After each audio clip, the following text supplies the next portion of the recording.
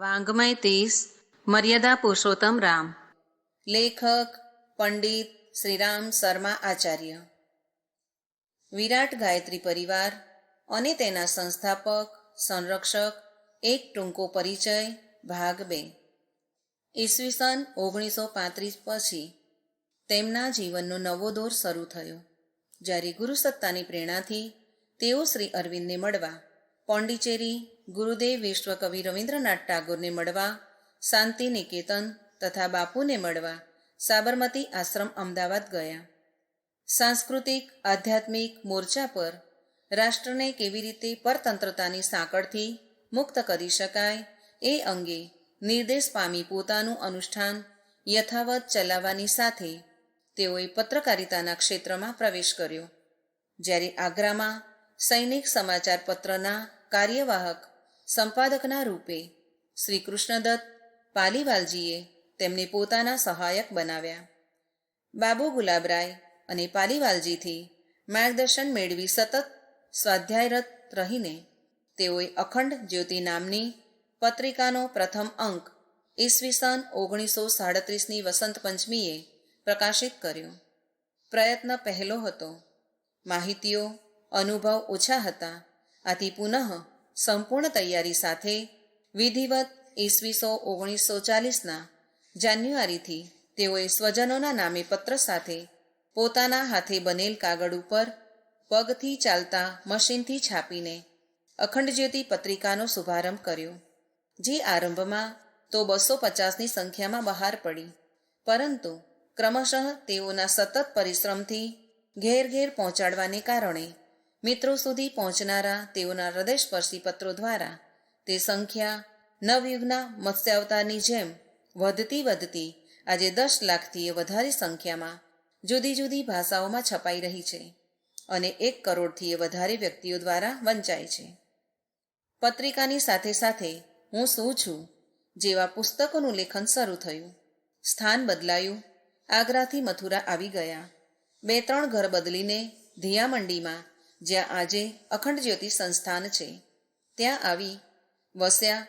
પુસ્તકોનું પ્રકાશન અને કઠોર તપશ્ચર્યા, મમત્મ વિસ્તાર તથા પત્રો દ્વારા જનજનના અંતઃકરણને સ્પર્શવાની પ્રક્રિયા ચાલુ રહી. સાથ આપવા આવી ગયા પરમ વંદનીય માતાજી ભગવતી દેવી શર્મા, જેમને ભવિષ્યમાં અત્યધિક મહત્વપૂર્ણ ભૂમિકા પોતાના આરાધ્ય ઇષ્ટગુરુ માટે ભજવવાની હતી. તેઓના ભાવભર્યા મર્મસ્પર્શી પત્રોએ સૌ કોઈને, જે દુઃખી હતા, પીડિત હતા, તેઓને આપેલ મહત્વભર્યા પરામર્શે ગાયત્રી પરિવારનો આધાર ઊભો કર્યો. એમાં કોઈ શંકા નથી.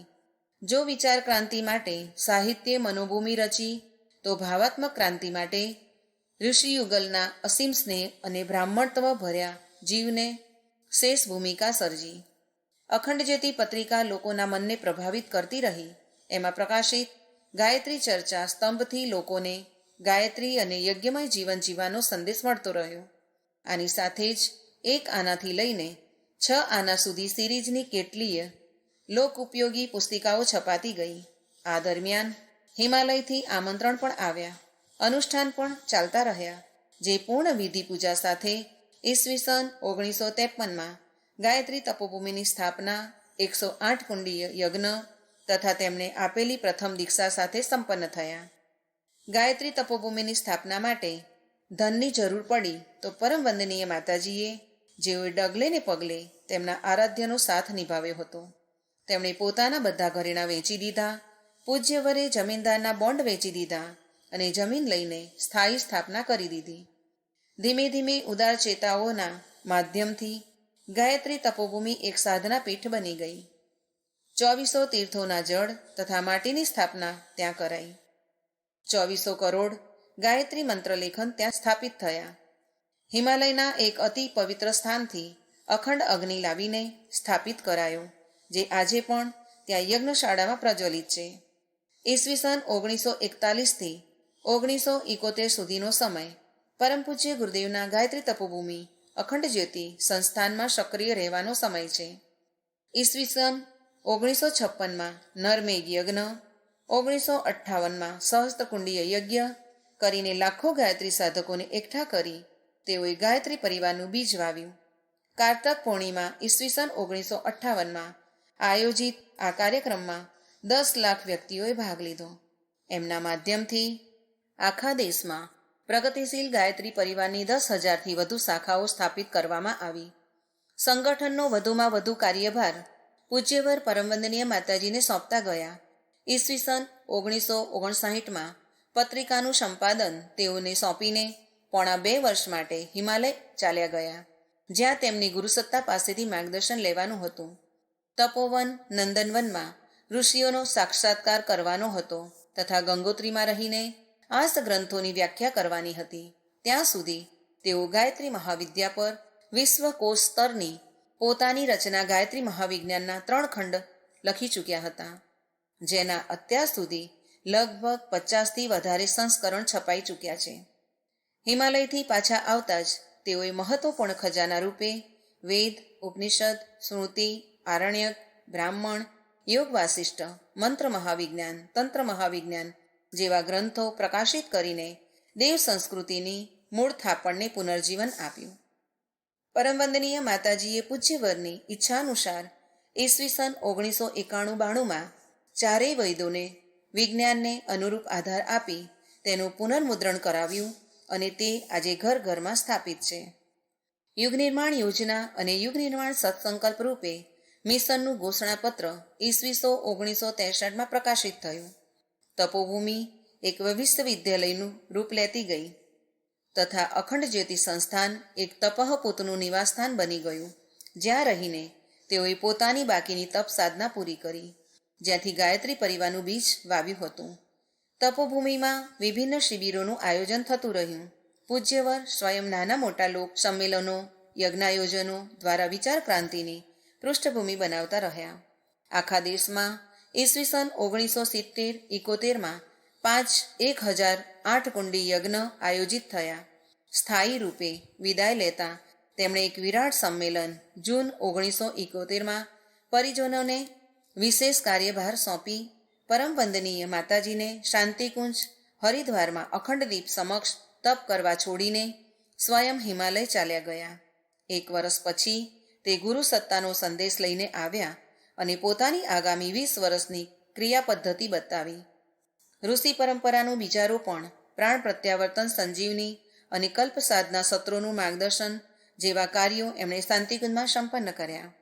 સૌથી મહત્વની સ્થાપના પોતાની હિમાલયની એ યાત્રાથી પાછા આવ્યા પછી બ્રહ્મવર્ચસ શોધ સંસ્થાનની હતી, જ્યાં વિજ્ઞાન અને અધ્યાત્મના સમન્વયાત્મક પ્રતિપાદનો પર શોધ કરીને એક નવા ધર્મ, વૈજ્ઞાનિક ધર્મનો મૂળભૂત આધાર સ્થાપવાનો હતો. આ સંદર્ભમાં પૂજ્યવરે વિરાટ પ્રમાણમાં સાહિત્ય લખ્યું.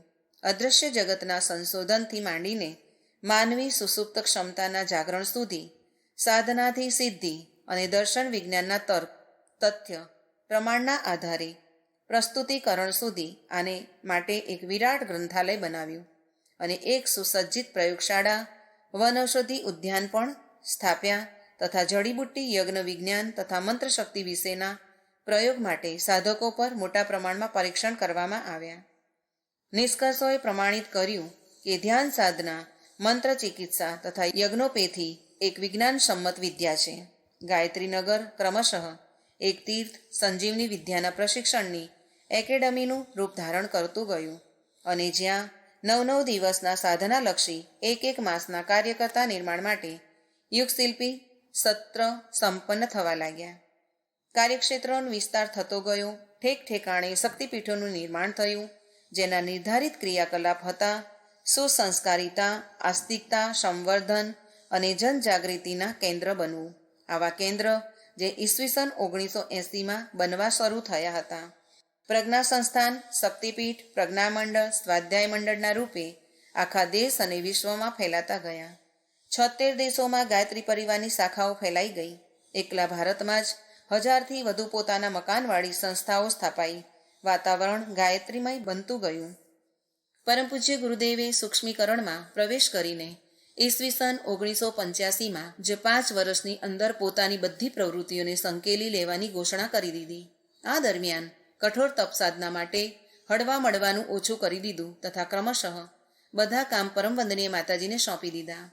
રાષ્ટ્રીય એકતા સંમેલનો વિરાટ દીપયજ્ઞોના રૂપે નવી વિદ્યા જનતાને સમર્પિત કરી રાષ્ટ્રદેવતાની કુંડલીની જાગૃત કરવા માટે તેઓએ પોતાનું સ્થૂળ શરીર છોડીને સૂક્ષ્મમાં સમાવાની, વિરાટથી વિરાટતમ થવાની ઘોષણા કરીને ગાયત્રી જયંતિ 2 જૂન ઈસવીસન 1990ના રોજ મહાપ્રયાણ કર્યું.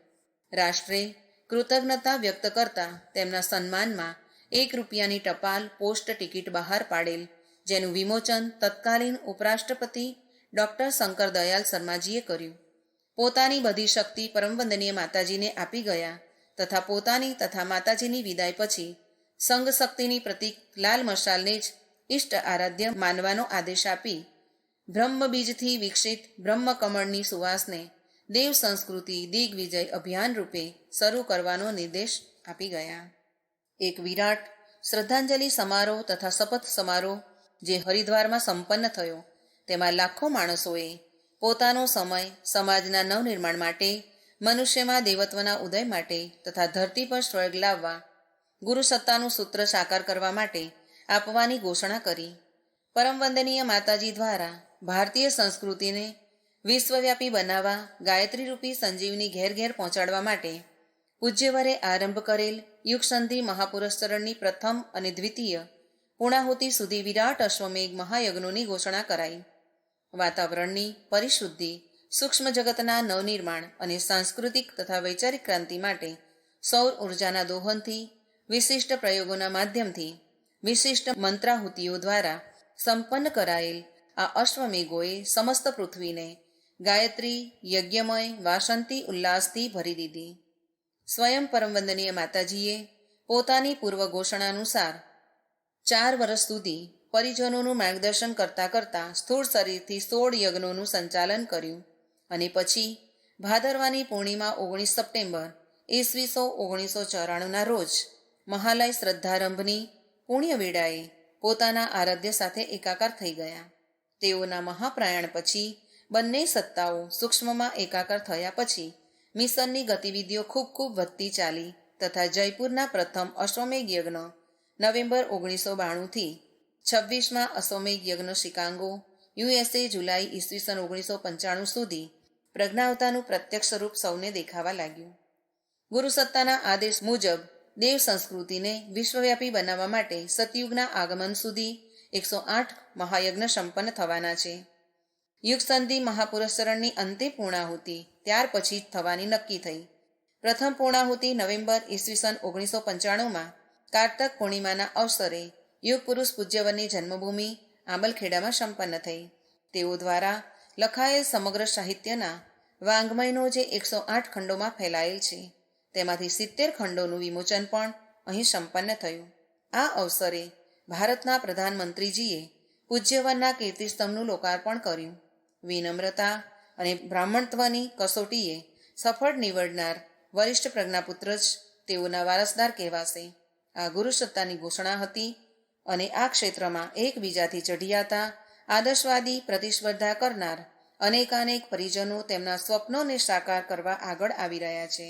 હમ બદલેંગે, યુગ બદલેગા, આપણે બદલાઈએ, યુગ બદલાશે ઉદ્ઘોષ દિગંત સુધી ફેલાવી રહ્યા છે અને 21મી સદીમાં ઉજ્જવળ ભવિષ્ય સતયુગના પુનરાગમનનું સ્વપ્ન સાકાર થવા જઈ રહ્યું છે એ સ્પષ્ટ દેખાય છે.